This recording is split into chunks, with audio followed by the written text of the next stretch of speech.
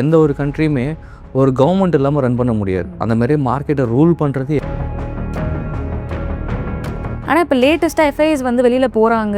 ஏன் வெளியில் போகிறாங்க ரொம்ப சிம்பிளாக சொல்லணும், நம்பிக்கை இல்லை. 90% ஆஃப் த இன்ஸ்டிடியூஷன் ஒரே சைடு தான் ட்ராவல் பண்ணுவாங்க. இன்ஸ்டிடியூஷனை பொறுத்த வரைக்கும் இண்டெக்ஸ் தான் மேஜர் ரோல் ப்ளே பண்ணுறாங்க.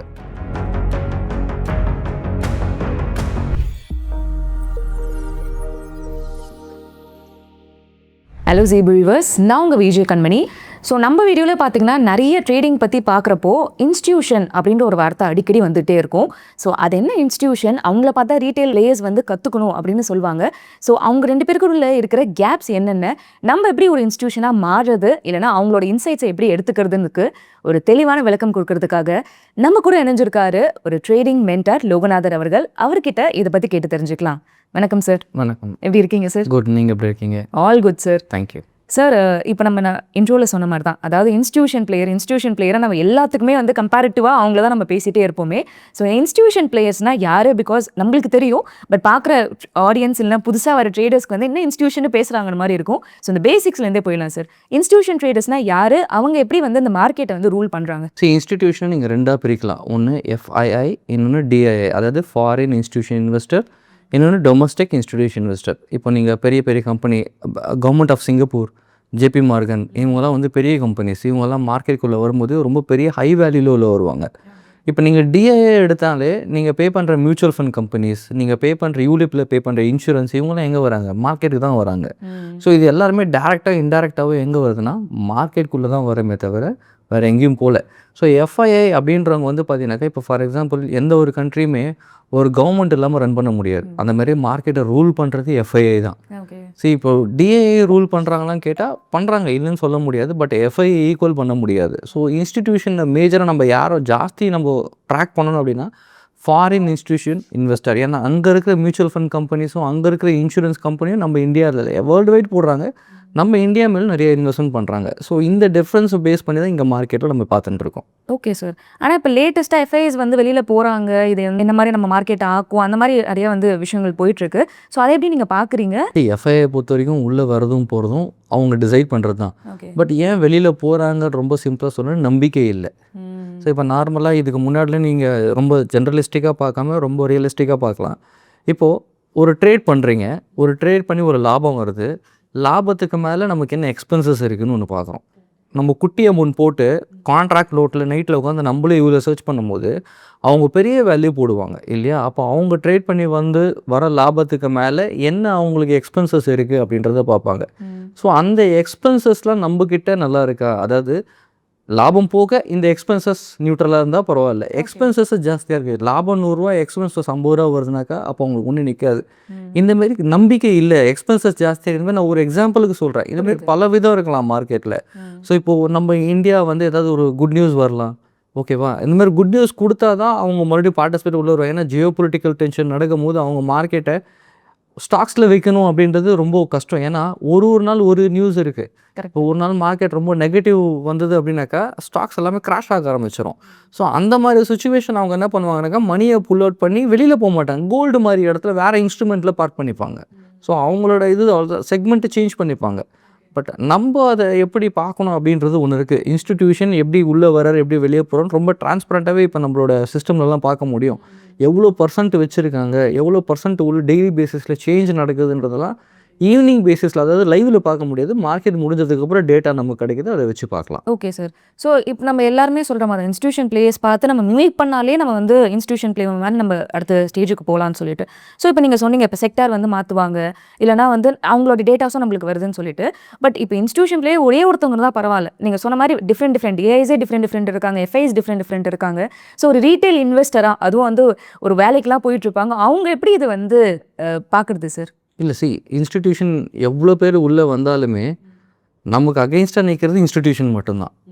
அவங்க நம்மளை எப்படி பார்க்குறோம், நம்ம அவங்கள எப்படி பார்க்குறோம். நீங்கள் எந்த இன்ஸ்டிடியூஷன் பை செல் அப்படின்றத நம்ம கண்டுபிடிக்க முடியாது. பட் 90% ஆஃப் த இன்ஸ்டிடியூஷன் ஒரே சைடு தான் ட்ராவல் பண்ணுவாங்க. ஏன்னா அவங்க எல்லாருக்குமே ரீட்டைலர் தான் வேணும். நல்லா புரிஞ்சுங்க, இன்ஸ்டிடியூஷன் இன்னொரு இன்ஸ்டிடியூஷனை ஹண்ட் பண்ணி ப்ராஃபிட் பண்ண போகிறது இல்லை. எல்லா இன்ஸ்டிடியூஷனும் ரீட்டெயிலரை மட்டும்தான் ஹண்ட் பண்ணணும். ஸோ அப்போ அவங்க கரெக்டான ரூட்டில் தான் இருப்பாங்க. அவங்க டெக்னிக்கலாக ரொம்ப தெளிவாக ஃபாலோ பண்ணுவாங்க. ஹையர் டைம் ஃப்ரேம் வச்சுட்டு மார்க்கெட்டில் ட்ரெண்ட் என்னன்னு தெரிஞ்சுட்டு என்ன பேட்டர்னை யூஸ் பண்ணுன்றதை தெரிஞ்சு நியூஸும் என்ன, ஏன்னா நியூஸில் அவங்களுக்கு தான் ஃபஸ்ட்டு வரும். நியூஸில் என்னன்றதை பேஸ் பண்ணி அவங்களும் ஆல்மோஸ்ட் ஒரு 90% இன்ஸ்டிடியூஷன் ஒரே ரேஞ்ச் ஒரே சைடில் தான் இருப்பாங்க. ஸோ நம்ம அவங்கள பற்றி கவலைப்பட தேவையில்லை. இந்த இன்ஸ்டிடியூஷன் ஃபைட் பண்ணுவாங்க, அப்போ நம்ம யார் ட்ராவல் பண்ணணும், அதெல்லாம் நம்ம பண்ணவே வேணாம். ஸோ இன்ஸ்டிடியூஷனை ரொம்ப கிளியராக நம்ம போய் பார்க்கலாம். இப்போ நீங்கள் மார்க்கெட்டில் போய் பார்த்தீங்கன்னா இன்றைக்கி மார்க்கெட் ஒரு 300 பாயிண்ட் கீழே வந்ததுன்னு வச்சிங்களேன், நமக்கு கிடைக்கிற டேட்டா எப்படி இருக்குன்னா ஓவரால் இன்ஸ்டிடியூஷன் எவ்வளோ செல்லிங் தான் காட்டும். ஸோ இன்ஸ்டிடியூஷனில் 100 கோடி ரூபா செல்லு, இன்னொரு இன்ஸ்டிடியூஷன் 200 கோடி ரூபா போய் அட்ஜஸ்ட் பண்ணி 100 கோடி ரூபா ப்ராஃபிட் அப்படி வராது. ஓவரால் ட்ரெண்ட் ஒரு சைடு தான் காமிக்கும் நமக்கு. அதனால் நம்ம அதை பற்றி பயப்பட தேவையில்லை. Okay sir. ஸோ அப்புறம் இன்னொரு விஷயம் என்னென்னா, நீங்கள் சொன்ன மாதிரி தான் இப்போ இன்ஸ்டிடியூஷன் பிளேயர்ஸ் எப்படி இருப்பாங்கன்னா டைம் ஃப்ரேம் அதிகமாக வச்சுப்பாங்க. ஆப்வியஸ்லி கேபிட்டல் அவங்கள்ட்ட அதிகமாக இருக்கும். ஸோ ப்ராப்பராக வந்து க்ரீட்லாம் இல்லாமல் அந்த எமோஷ்னலி மைண்ட் செட்லாம் இல்லாமல் ஒரு ப்ராப்பர் மைண்ட் செட்டோட வந்து விளையாடுவாங்கன்னு சொல்லிட்டு. ஸோ இதுதான விஷயம், இது நான் பண்ணலாமே அப்படின்ற ஒரு மென்டாலிட்டி இருக்கும். ஆனால் எது சார் தடுக்குது, ஏன் எதனால் பண்ண முடியலை? நல்லா புரிஞ்சுங்க.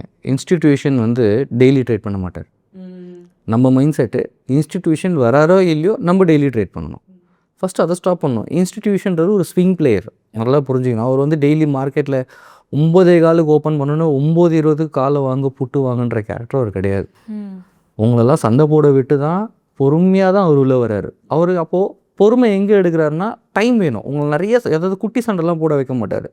உங்களை நிறைய மார்க்கெட்டில் பார்ட்டிசிபேட் பண்ண விடுவார். ஏன்னா அவர் ஹை குவான்டிட்டியில் பை அண்ட் செல் பண்ணுறவங்க, நல்லா புரிஞ்சுங்க. லோ குவான்டிட்டியோ மினிமம் குவான்டிட்டி லாட்ஸ்லாம் அவங்க போட மாட்டாங்க. அது ஸ்டாக்காக இருந்தாலும் சரி தான், சாரி ஆப்ஷனாக இருந்தாலும் சரி தான், ஃபியூச்சர்ஸ் இருந்தாலும் சரி தான், ஒரு ஹையர் குவான்டிட்டி தான் போடுவாங்க. இப்போ ஹையர் குவான்டிட்டி வேணும் அப்படின்னா ஆப்போசிட்டாக லிக்விடிட்டி க்ரியேட் ஆகணும்.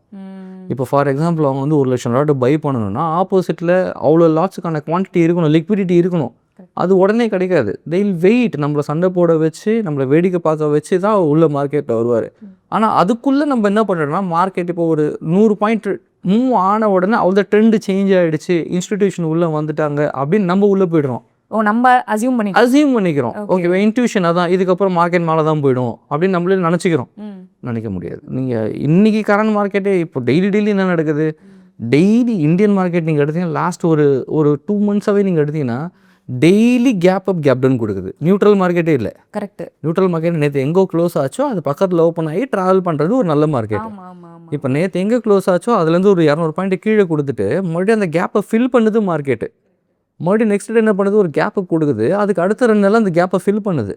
அப்போது இந்த இடத்துல நம்ம என்ன பண்ணுவோம், கேப் டவுன் கொடுத்த உடனே இன்ஸ்டிடியூஷன் செல் ஆஃப் பண்ணிட்டாங்க, வெளியே போகிறாங்க மார்க்கெட் விட்டு, அப்போ நம்ம புட்டுக்கு போகலாம். ஆனால் என்ன ஆகிடுது, மார்க்கெட்டை கேப் ஃபில் பண்ணுறதுக்கு மார்க்கெட் மேலே ஏறிடும். ஸோ அப்போ அங்கே யார் ப்ளே பண்ணுறா அப்படின்றத கண்டுபிடிக்கணும். ஸோ இதெல்லாம் கண்டுபிடிக்கிறதுக்கு இன்ட்ராடேலேருந்து ஒரு ஸ்விங் பிளேயராக மாறினா மட்டும்தான் கண்டுபிடிக்க முடியும். சார் அதே மாதிரி இந்த ஸ்டாப் லாஸ் ஹண்டிங் அப்படின்னு சொல்கிறத நம்ம கேள்விப்பட்டிருப்போம். இது உண்மையிலே வந்து எதனால் அது நடக்குது சார்? ஒருவேளை நம்ம ரீட்டைல் ட்ரேடர்ஸ்க்கு வந்து அந்த ஸ்டாப் லாஸ் வைக்க தெரியாமல் இந்த மாதிரி போய் ட்ராப்பில் போய் மாற்றோமா, இல்லைனா அதுக்கு பின்னாடி இருக்கிற சைக்காலஜி என்னவா இருக்குது? சரி, ரீட்டைல் ட்ரேடர்ஸ்க்கு நிறைய பேர் கேட்டிங்கன்னா இப்போ ஒரு பை பண்ணிங்க, எங்கே சார் ஸ்டாப் லாஸ் வைப்பீங்க, எங்கே மேடம் ஸ்டாப் லாஸ் வைக்கிறீங்கன்னா பக்கத்தில் இருக்க சப்போர்ட் தானே, எல்லாருமே சொல்கிறது தானே. கரெக்ட். அப்போ இன்ஸ்டியூஷனுக்கு தெரியுமே நீங்கள் அங்கே தான் ஸ்டாப் லாஸ் வச்சுருப்பீங்கன்னு. நம்ம தான் மாட்டிக்கிட்டோம், ஒத்துக்கிட்டு தான் ஆகணும். அப்போது நீங்கள் யோசிச்சு பாருங்கள், நீங்கள் இப்போது அவரும் பையர் நீங்களும் பையர் தான், அவரும் பை பண்ணணும்னு முடிவு பண்ணுறாரு. இப்போ அவர் பை பண்ணணும்னா ஆப்போசிட்டில் யார் வேணும், ஒரு பெரிய லெவலில் செல்லர் வேணும், லிக்விடிட்டி வேணும். இப்போ அவர் வந்து ஃபார் எக்ஸாம்பிள் ஒரு 10 லட்சம் ஷேர்ஸ் வாங்கணும்னு நினைக்கிறாருன்னு வச்சுங்க, நீங்களும் நானும் பை பண்ணுறோம், மக்களும் பை பண்ணுறாங்க, அவரும் பை பண்ணுறாரு, செல்லரே இல்லை. கரெக்டாக. இப்போ மார்க்கெட்டை ட்ராப் பண்ணி கீழே கொண்டு வரணும். இப்போது நம்ம எல்லாம் இங்கே பை பண்ணிருப்போம், இப்போ ஆப்போசிட்டில் ஒரு ஃபியூச்சரில் ஒரு செல் அடிச்சாருன்னு என்ன ஆகிடும், மார்க்கெட்டு அவர் ஸ்டாக்கில் மேலே பை பண்ணியிருப்பார், முடிஞ்ச அளவுக்கு பை பண்ணியிருப்பார், லிக்விடிட்டி இல்லாதனால அவருக்கு தேவையானதை பண்ணியிருக்க மாட்டார். ஆனால் ஆப்போசிட் ஒரு ஃபியூச்சரில் போய் ஷார்ட் அடிக்கிறாருன்னா மார்க்கெட் என்ன ஆகிடும், வாங்கின குவான்டிட்டியோட ட்ரிபிள் டைம்ஸ் அவர் அடிப்பார். ஏன்னா ஃபண்ட் இருக்குது. அப்போ மார்க்கெட் கீழே வருமா, மேலே வாங்கின ரீட்டைல் மக்கள் என்ன பண்ணுவாங்க, ப்ரீவியஸ் சப்போர்ட்டு தான் நமக்கு ஸ்டாப் லாஸ் ஆச்சு, ஏன்னா இதை உடச்சா தான் ட்ரெண்ட் டவுன் நம்ம தப்பாக முடிவு பண்ணியிருக்கோம். அந்த இடத்துல நீங்கள் ஸ்டாப் லாஸ் போடுவீங்களா? ஃபியூச்சரில் செல் பண்ணவர் கீழே ஒரு ப்ராஃபிட்டை பை பண்ணி ப்ராஃபிட்டை புக் பண்ணிட்டாரா, இப்போ செல்லர் உள்ளே வந்துட்டாங்களா, அவர் பையர், அவர் யார் வேணும், செல்லர் தானே வேணும். உங்கள் ஸ்டாப் லாஸ்லாம் வேட்டையாட்ட அவர் மார்க்கெட் மேலே கொண்டு போகிறார். இதான் நடக்குது. சரி. ஸோ இப்போது மார்க்கெட்டில் ஸ்டாப் லாஸை எங்கே ப்ரீவியஸ் ரெசிஸ்டன்ஸ்லாம் சப்போர்ட்டு அதெல்லாம் ஸ்டாப் லாஸே கிடையாது. ஸ்டாப் லாஸுக்குன்னு ஒரு மெத்தட் இருக்குது. அந்த மெத்தடு தெரிஞ்சவங்க இன்ஸ்டிடியூஷனல் ஹண்ட்டில் மாட்டவே மாட்டாங்க. குட்டியாக நமக்கு தெரிஞ்சதை ஸ்டாப் லாஸு, இந்த மாதிரி பக்கத்தில் இருக்க ஸ்விங்கு ஸ்டாப் லாஸு அப்படின்னு வைக்கிறவங்க எல்லாருமே இன்ஸ்டிடியூஷன் கையில் போய் மாட்டிப்பாங்க. Okay sir. ஸோ இன்ஸ்டியூஷன் பற்றி நம்ம நிறைய விஷயங்கள் பார்த்துட்ருக்கோம். பட் என்னதான் ரீட்டெயில் வந்து நம்ம அங்கே இன்ஸ்டியூஷனுக்கு போகணும்னு நினச்சா டக்குன்னுலாம் மாறிட முடியாது. ஸோ அதோட ஃபஸ்ட்டு ஸ்டெப்பு என்னவா இருக்கும் சார்? இன்ஸ்டிடியூஷனில் கொஞ்சம் ஃபாலோ பண்ணணும். அதான் சொன்னேன், இன்ஸ்டிடியூஷனில் ரொம்ப ஈஸியாக ஐடென்டிஃபை பண்ணலாம். இப்போது மார்க்கெட்டில் 2800 ஸ்டாக் ட்ரேட் ஆகுது. Is it able to draw all the stock? நீங்கள் கிராஃப் போட முடியுமா? முடியாது. சரி, F&Oக்கு வரலாம். F&Oவில் இப்போ கரண்ட்டாக ஆல்மோஸ்ட் ஒரு 211 ஸ்டாக் ட்ரேட் ஆகுது. இதில் போய் ட்ராயிங் பண்ண முடியுமா? பண்ண முடியாது. Not possible. 211 ஸ்டாக்லேயும் போயிட்டு ட்ரெண்டுன்னெல்லாம் செக் பண்ணுறதுக்கான பேஷன்ஸ் யாரும் கிடையாது. ஆனால் ஒரு டேட்டா நமக்கு டெய்லி வருது. நல்லா புரிஞ்சுங்க, ஒரு டேட்டா நமக்கு டெய்லி வருது. அந்த டேட்டாவை வச்சு நம்ம சொல்ல முடியும், அவுட் ஆஃப் 211 2800 ஸ்டாக்கில் ஃபில்ட்ரு பண்ணி 211க்கு வரும். இந்த 211 ஸ்டாக்கில் 2லேருந்து 3 ஸ்டாக்குள்ளே தான் இன்ஸ்டிடியூஷன் வராருன்றது டேட்டா நமக்கு டெய்லியே கிடைக்குது. NSEலேயே அப்லோட் ஆகுது. Okay okay. எங்கேயும் போய் பார்க்கணும். ஏன்னா எதுக்கு இதை சொல்கிறேன்னா, நிறைய பேர் வந்து சொல்லுவாங்க, ட்ரேடர் நீங்கள் கேள்விப்பட்டிருப்பீங்க, இன்ஸ்டிடியூஷனுக்கு வந்து இவ்வளோ தூரம் பை அண்ட் செல் பண்ணுறாங்க, இதெல்லாம் NSEக்கு தெரியாதா? ஏன் எனக்கு சொல்லலை? எங்களுக்கு சொல்லலாம்ல, நாங்களும் NSE டெய்லி சொல்கிறாங்க. NSE அந்த டேட்டாவை ரிலீஸ் டெய்லி 8:30க்கு மேலே நீங்கள் போய் NSE டேட்டா பார்த்தீங்கன்னா அவங்க அப்லோட் பண்ணுறாங்க. அதில் இன்ஸ்டிடியூஷன் எந்த ஸ்டாக்கில் மூவ் ஆகுறாங்கன்ற நம்பர் நமக்கு தெளிவாக கொடுக்குறாங்க. 2800 211 2லேருந்து 3 ஸ்டாக் தான் இன்ஸ்டிடியூஷனே உள்ளே இருக்காரு. ஆனால் நம்ம என்ன பண்ணுறோம், கண்ணுக்கு தெரிஞ்சதெல்லாம் எடுத்து நம்ம ட்ரா பண்ணி எல்லாத்தையும் ட்ரேட் பண்ணுறோம். So data it's a transparent. இது வந்து யாரையும் ஒளிவு முறையெல்லாம் வைக்கல, எக்ஸ்சேஞ்சே நமக்கு கொடுக்குது. ஆனால் நமக்கு தான் தெரில, வேறு ஒன்றும் கிடையாது. இன்ஸ்டிடியூஷனை ஈஸியாக கண்டுபிடிக்கலாம், எந்த ஸ்டாக்கில் மூவ் ஆகிறாங்கன்றது இன்றைக்கி நைட்டே கண்டுபிடிக்க முடியும், நாளைக்கு ட்ரேட் பண்ணுறதுக்கு. That is beauty year. Okay okay okay. ஆமாம், நீங்கள் சொன்ன மாதிரி நைட்டே உங்களுக்கு வந்துடுது. ஏன்னா நிறைய பேர் மார்க்கெட் ஓப்பன் பண்ணதுக்கப்புறம் 9:15க்கு போயிட்டு எந்த ஸ்டாக்கை பிக் பண்ணு தெரியாமல் டாப் கெய்னர்ஸ் டாப் லூசர்ஸ் எடுத்து அது ஒரு 4 கோடை போட்டுட்டு அங்கே ஒரு பை பண்ணி லாஸ் ஆகிட்டு எக்ஸ்சேஞ்சும் திட்டுவாங்க, புரோக்கரும் திட்டுவாங்க, சொல்லி கொடுத்த என்னன்னு திட்டுவாங்க. ஆனால் ப்ராக்டிக்கலி என்ன ஆகுது, டேட்டா நைட்டே வந்துடுச்சு, அந்த ஸ்டாக்கு தான் இங்கே பெர்ஃபார்ம் பண்ணும். அப்போ அந்த ஸ்டாக் எது, இன்ஸ்டிடியூஷன் எதில் இருக்காருன்றது நைட்டு தெரிஞ்சுக்கணும், காலையில் இல்லை. காலையில் உங்கள் வேலை என்ன, ஆர்டர் எக்ஸிக்யூட் பண்ண வேண்டியது மட்டும்தான் உங்கள் வேலை. டேட்டாவை போயிட்டு காலையில் பார்க்க முடியாது, நைட்டே பார்த்துடணும். Okay sir. And also capital place important ரோல்னு சொல்லுவாங்க. இப்போ இன்ஸ்டியூஷன், இப்போ சப்போஸ் ரீட்டைல் ட்ரேடர்ஸ்க்கு வந்து வரலன்னா, எங்கிட்ட இவ்வளோ தான்ப்பா கேபிட்டல் இருக்குது, 1000 lakhல தான் எனக்கு இருக்குது, பட் ஆனால் அவங்ககிட்டலாம் கோடிக்கணக்காக இருக்குது, அவங்க வந்து பிளேயர்ஸாக இருக்காங்கன்ட்டு. கேபிட்டல் ரோல் ப்ளே பண்ணதுன்னு உங்களுக்கு தெரியும் சார், பட் ஆனால் எந்த எக்ஸ்ட்ரீமுக்கு ரீட்டைலால் நம்மளால் ரீச்சே பண்ண முடியாதா?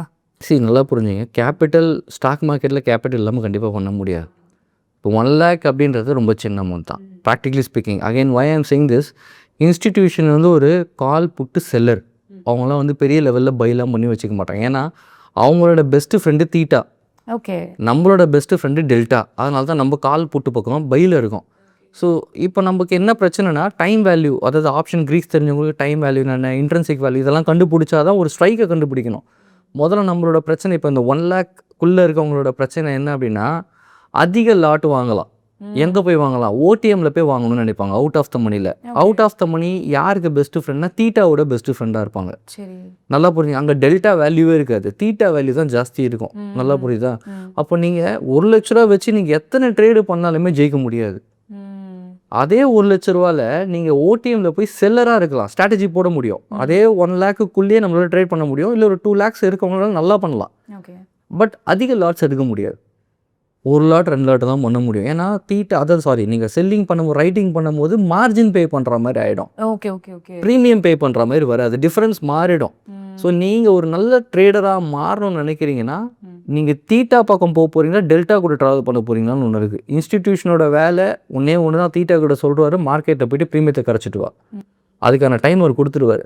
ஆனால் நம்ம அதை பார்க்காம என்ன பண்ணோம், டெல்டா ஏறும். டெல்டாவை நிறைய பேர் பார்க்குறதே இல்லை. முதல்ல டெல்டா ஒரு ஸ்ட்ரைக்குக்கு ஒரு டெல்டா வேல்யூ இருக்குது, அதுவே யாருமே பார்க்குறது இல்லை. ஆனால் கால் புட்டு வாங்கி வச்சுட்டு அதிக லாட்ஸ் மேலே போகும் அப்படின்னு ஓடிஎம்மில் போய் ட்ரேட் பண்ணுறதுனால தான் இன்னும் நமக்கு அது பெரிய பிரச்சனையே இருக்குது.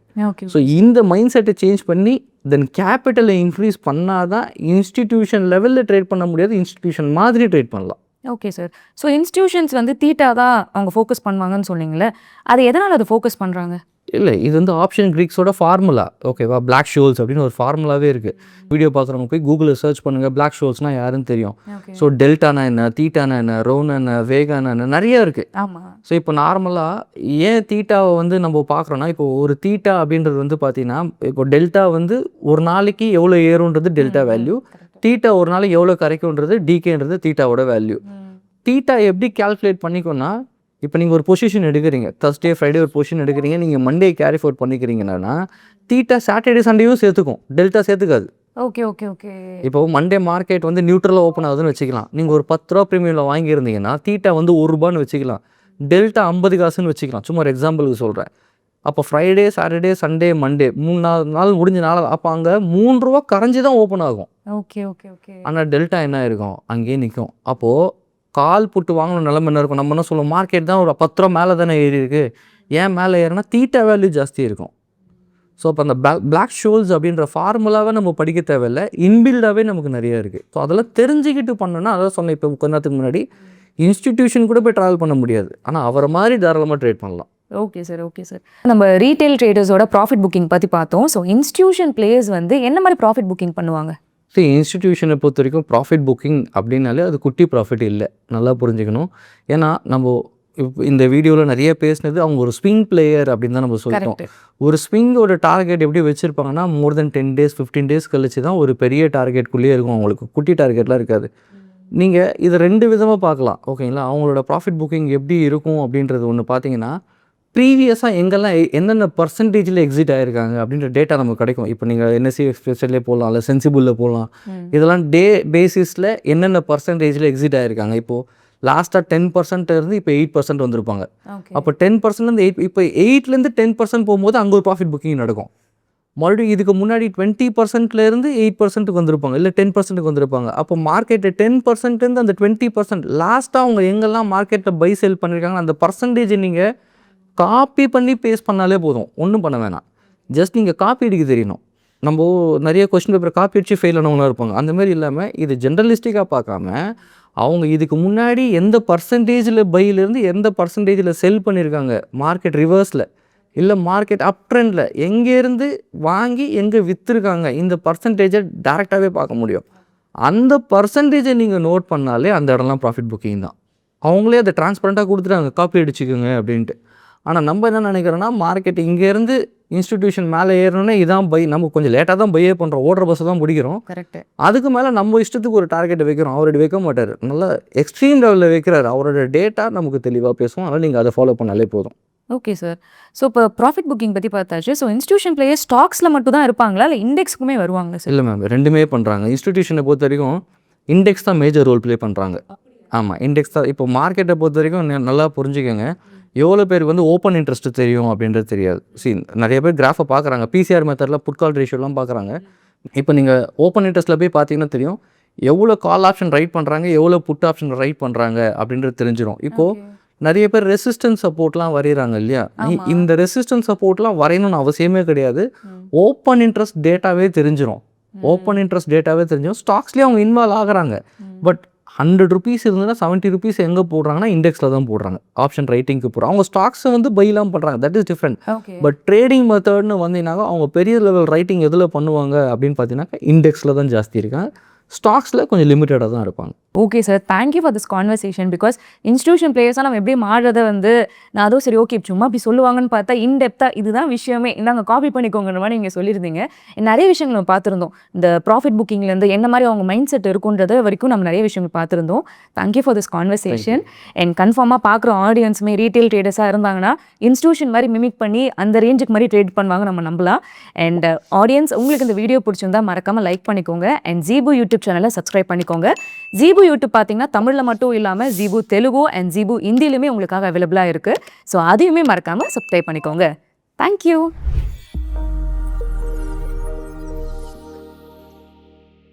Investment in security markets are subject to market risk. Read all the related documents carefully before investing.